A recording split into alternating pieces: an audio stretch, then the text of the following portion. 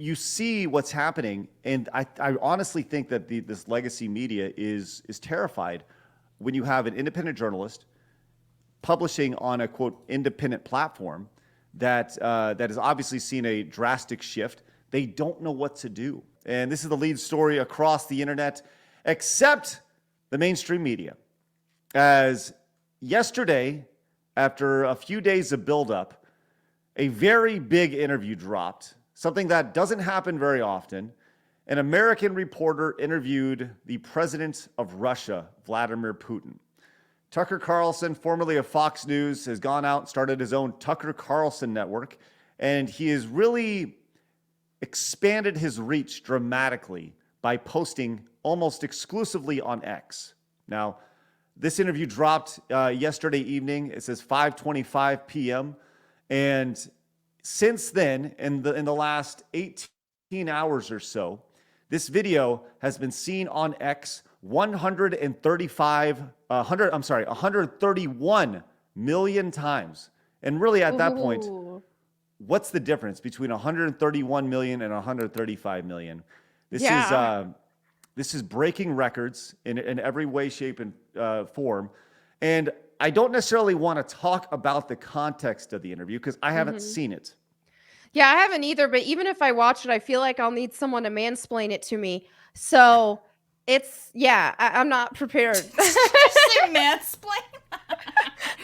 There are some things that it's like, no matter how much I'm going to try to listen and pay attention, I still need it mansplained to me.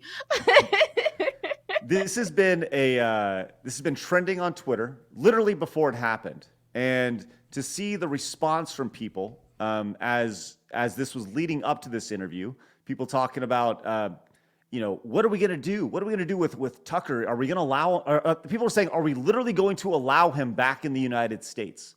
That was literally a conversation that some people said. Wow, and I'm seeing like conspiracy theorists that keep posting about him having a red bracelet.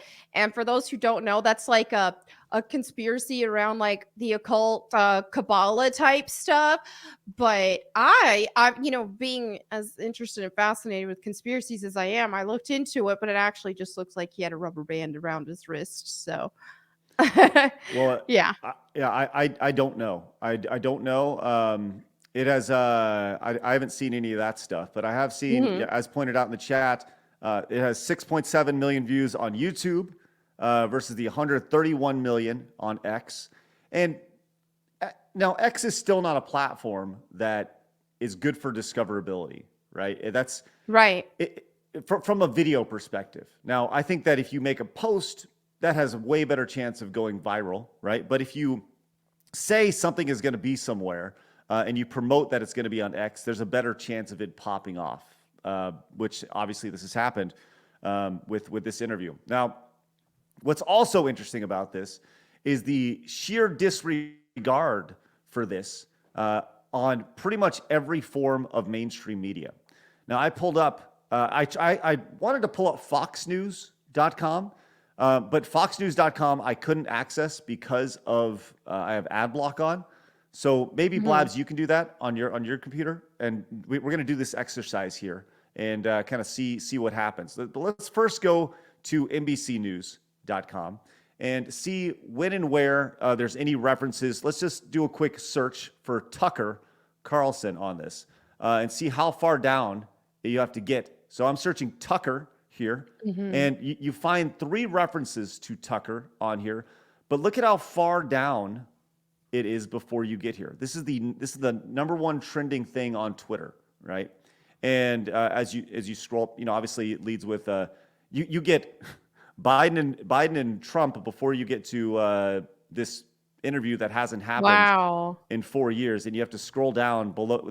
This is called below the fold. If you guys know anything about websites, anything below this line down here at the bottom, this is below the fold. People very rarely scroll down on websites. Very rarely. So anything below here doesn't get seen. Okay, just from a sheer statistic standpoint. Let's next go to ABC News, and let's just do the exact same exercise here. Let's search for Tucker. Oh, I just searched for Tucker. 0 searches. Zero articles about it. Let's search Wow. Putin. I searched Putin right here. The final story right here. Putin, Russian open to prisoner swap for reporter. This is the one takeaway that they took from the entire 2-hour interview, right? And it's the final story on their lead. Let's go to CBS News and do the exact same thing. Let's search for Tucker.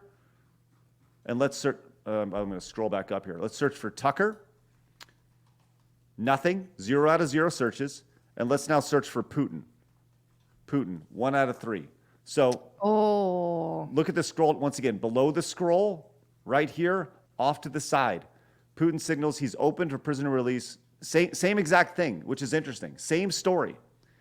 And let's go to the AP, the Associated Press, which is thought of as the this is supposed to be the unbiased news source for media. Let's search Putin again.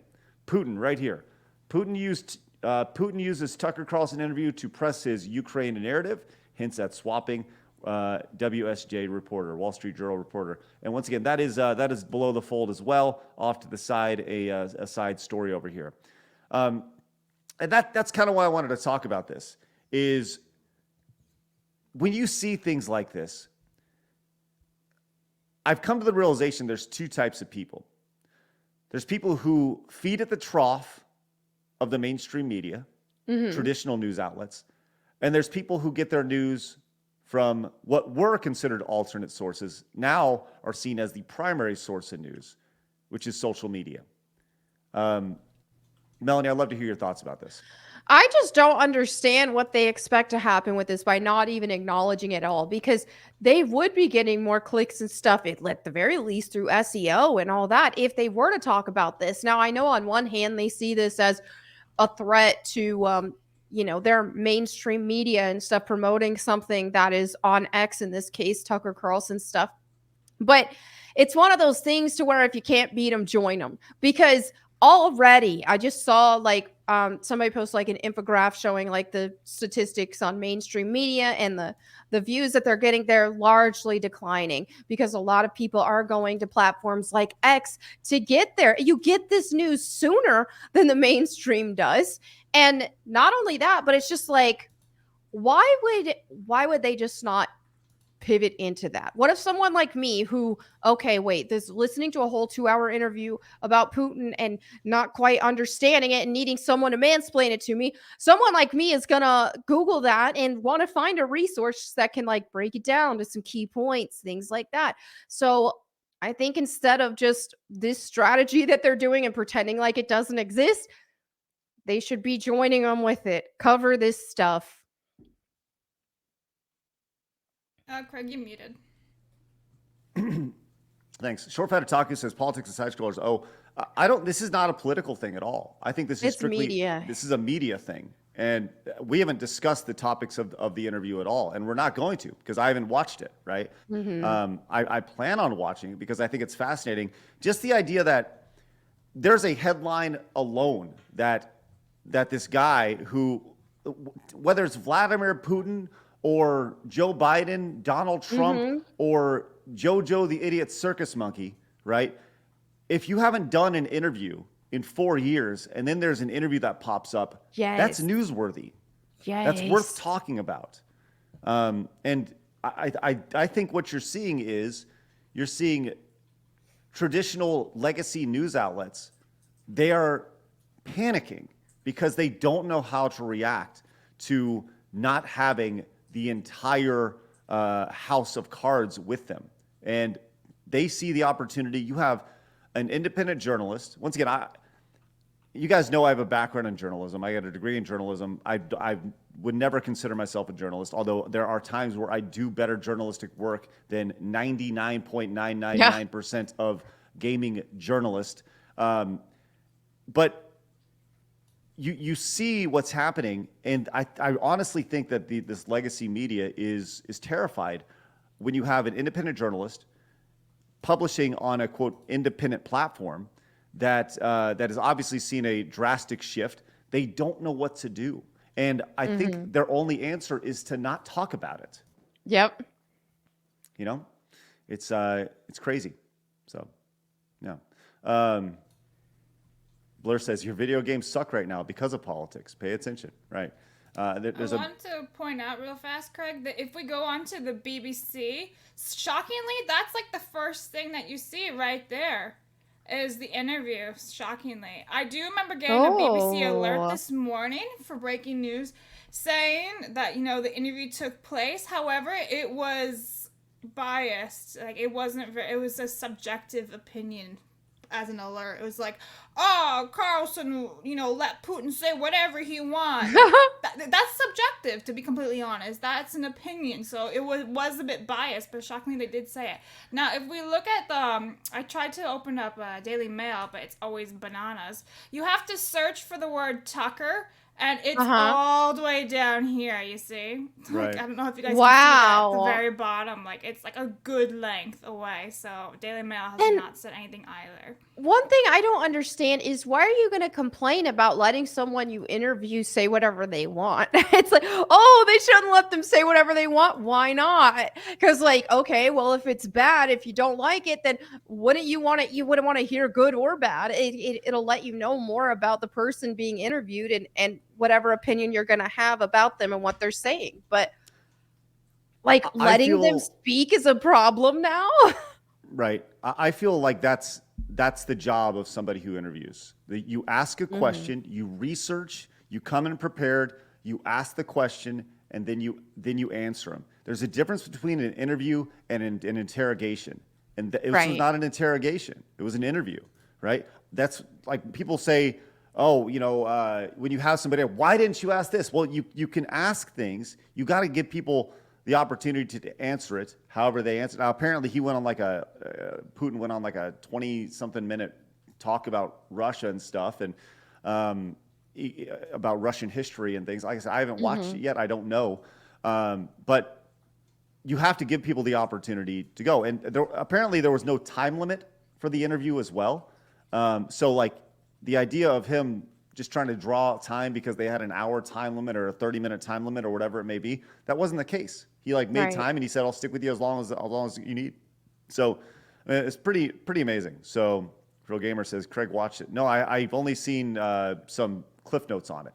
That's what I've seen. So, but it's really interesting to see the reaction from mainstream media. And the last 24 hours have been nuts. And for me, it was a real big shift. I've always believed, when people get their news from social media, you get an unfiltered source, right? And some of that can be bad, right? You can see things that you don't necessarily want to see. But the way the best metaphor that I can give for the mainstream media is that it's like you're drinking through a hose, right? Do you want to drink through the hose that's been filtered and put through? Or do you want just the lake that you can go drink out of yourself, I'd rather have the lake. I'd rather have all options available to me, and let me choose, let me decide based off of the data that's in front of me. Like I said, I'm a pretty data-driven guy. So, and the data here shows that people are very much interested in this. 130 million views in 18 hours. That's pretty ridiculous. That's more than people watch the Super Bowl, and that's a major cultural thing.